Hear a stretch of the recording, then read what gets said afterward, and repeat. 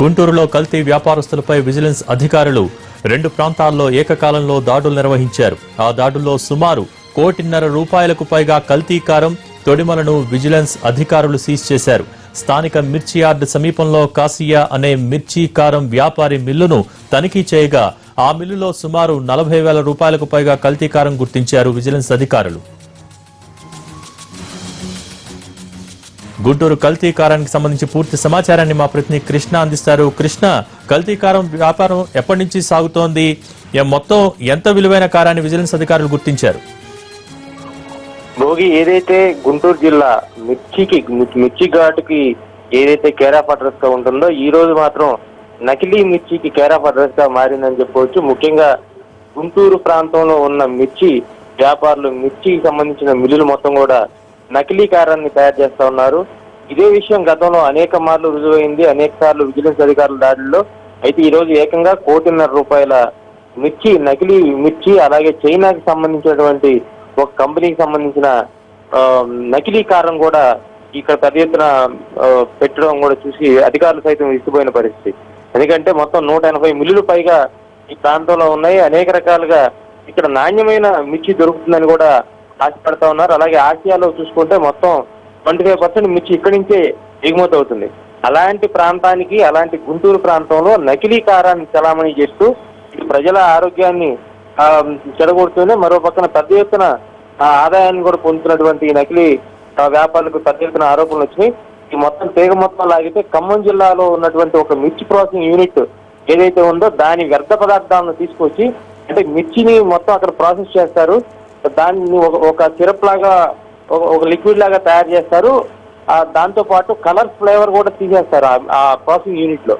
అదైతే ఏదైతే వ్యర్థ పదార్థాలు తీసుకొచ్చి ఏ ప్రాసెసింగ్ యూనిట్ లో ఫ్లేవర్స్ అయితే మిస్ అయినాయో వాటిని ఇక్కడ కెమికల్స్ రూపంలో కలుపుతా ఉన్నారు. రంగులు కెమికల్స్ రూపంలో కలిపి వాటిని నాణ్యమైన కారంగా ప్రజలకి చేరవేసే క్రమం చూసి అధికారులు సైతం విస్మయం వ్యక్తం చేశారు. దాదాపు 4,200 బస్తాలు ఈ మొత్తం నకిలీ కారం వ్యర్థ పదార్థాలను తీసుకొచ్చి ఇక్కడ స్టాక్ చేశారు.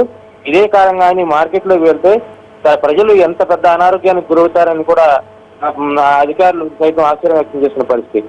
అయితే ఈ ఒక్క రోజుతోనే కాదు, భవిష్యత్తులో కూడా మరిన్ని దాడులు చేస్తాం. ఇటువంటి ముఠాలు ఇంకా చాలా ఉన్నాయి గుంటూరులో.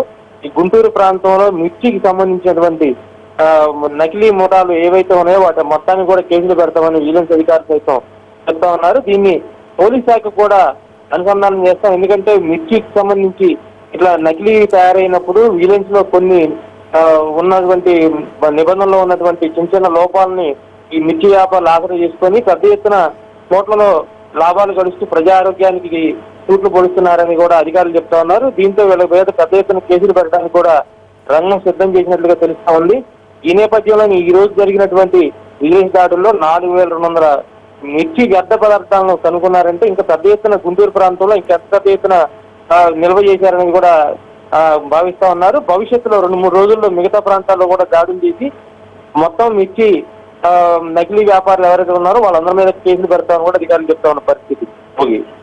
కృష్ణ, ఎంతకాలంగా ఈ వ్యాపారం సాగుతోంది? కల్తీ వ్యాపారం ఈ రోజున ఎలా బయటపడింది? ఇది గతంలో అయితే అంటే ఏదైతే తాలుకాయ ఉంటుంది, తాలుకాయ కానీ తర్వాత తొడాలకు సంబంధించినటువంటి వ్యర్థాలు ఉంటాయి. ఈ వ్యర్థాలను తీసుకొచ్చి తాలుకాయ కానీ మిగతా తొడాలు కానీ గ్రైండ్ చేసి అవి నాణ్యమైన చిల్లీ పౌడర్ లో కలుపుతారు. వీటి వల్ల ఏంటంటే వినియోగదారులు కొనేవాళ్ళు నష్టపోతారు కానీ ఆరోగ్యపరంగా పెద్దగా ఇబ్బందులు రావు. అంటే చిల్లీకి సంబంధించినటువంటి మెటీరియల్ వాడతారు కాబట్టి. కానీ ఇక్కడ జరిగేది ఏంటంటే ఈ రోజు బయటపడిన పెద్ద విషయం ఏంటంటే ఒక పెద్ద రాకెట్ చైనాకి సంబంధించినటువంటి ఒక కంపెనీ, మిర్చి ప్రాసెసింగ్ యూనిట్ కి సంబంధించిన కంపెనీ, అందులో వ్యర్థ పదార్థాలు అంటే ప్రాసెసింగ్ మొత్తం అయిపోయిన తర్వాత అవి ఎందుకు పనికిరావు, వాటిని అసలు డిస్ట్రాయ్ చేయడానికి కంపెనీ ప్రయత్నిస్తుంది. అయితే అటువంటి పదార్థాలను తీసుకొచ్చి ఇక్కడ వాటికి రంగు కలిపి కారం లాగా వాటిని క్రియేట్ చేసి ప్రజల్లోకి మార్కెట్లోకి వదిలితే ఇది చాలా ప్రజా ఆరోగ్యానికి చాలా తూట్లు పొడిచే విధంగా ఉంటుందని ఆందోళన చెందుతా ఉన్నారు.